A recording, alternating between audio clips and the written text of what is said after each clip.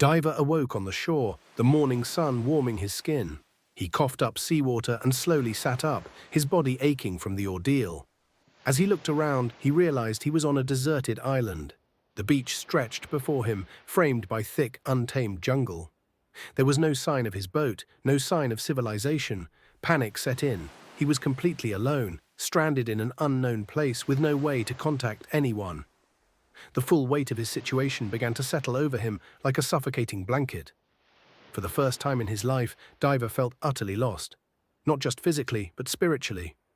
He had been searching for something, an answer to the emptiness he felt inside, but now he had nothing. The vast ocean surrounded the island, reminding him how far he was from home. He had no idea how long he'd be there, or if anyone would ever find him. The isolation he once craved now felt like a curse. But there was no time to dwell on despair. He had to survive. In the days that followed, Diver forced himself into survival mode. He scoured the beach for anything useful: driftwood, shells, remnants the ocean had washed ashore. The jungle, though thick and intimidating, offered a glimmer of hope. He found fresh water in a small stream and gathered fruits from the trees. It wasn't much, but it kept him alive. Despite his best efforts, the weight of isolation began to wear on him. The island was eerily quiet. The only sounds were the rustling leaves and the distant crash of waves.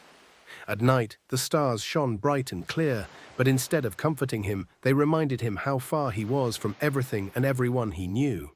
The solitude was overwhelming. In those quiet moments, his mind turned inward, haunted by memories of his family, his failures, and the village that now seemed so far away. He wondered if he'd ever see them again. One evening, after days of wandering the island in search of answers that never came, Diver sat by the shore, staring at the vast ocean. His heart was heavy with despair, and the hopelessness of his situation became too much to bear. Tears welled up in his eyes as he realized how utterly powerless he was. In that moment of vulnerability, he did something he hadn't done in years. He prayed. His voice cracked as he spoke aloud to the heavens, unsure if anyone was listening. "God, I don't know what to do. I'm lost. Please, show me a way." The words felt strange on his lips, as if he'd forgotten how to speak them, but deep down a part of him hoped that somehow something beyond himself could help. The waves continued crashing against the shore, but as the minutes passed, Diver felt a strange sense of calm wash over him. It was as if, for the first time in a long time, he let go of his need to control everything and surrendered to something greater. The next morning, Diver awoke with a renewed sense of purpose. The island, which had felt like a prison, now seemed like a place of possibility. He began to explore more deeply, venturing into the jungle to find new resources. He built a shelter from palm leaves and driftwood and started collecting food with more care. Each day became a challenge, but one that gave him a sense of accomplishment. Little by little, the despair that had clouded his mind began to lift.